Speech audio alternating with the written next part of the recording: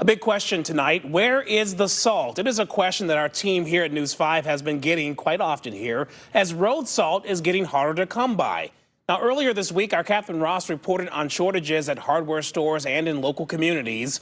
And today she learned even places known for their natural salt deposits are struggling to keep up with demand.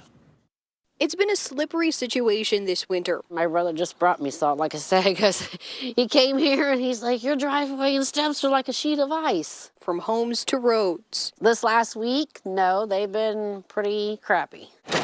Connie Snyder's Rittman Side Street is getting some attention Thursday. Well, when they have the salt, I guess they're good as they can be. Over the weekend, crews had to reserve their salt for hills and main intersections.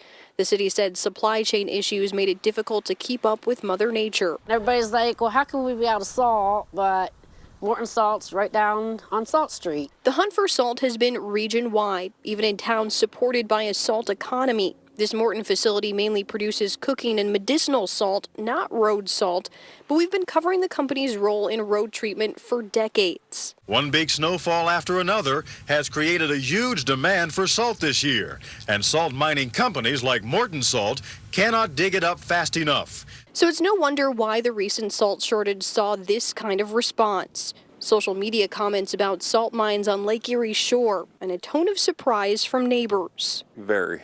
Including when we have a salt mine right here in Cleveland. Facilities like this might be in our backyard, but they don't just supply Northeast Ohio.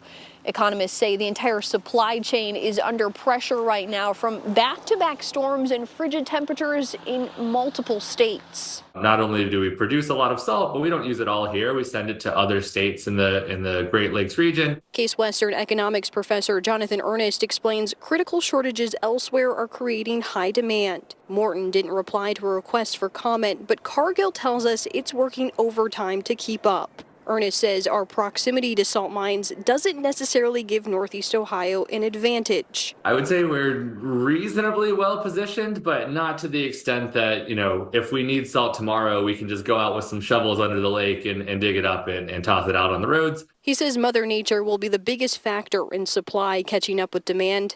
And many neighbors tell us they hope she cooperates. I can't wait. I don't even come out unless I have to. In Rittman, Catherine Ross, News 5.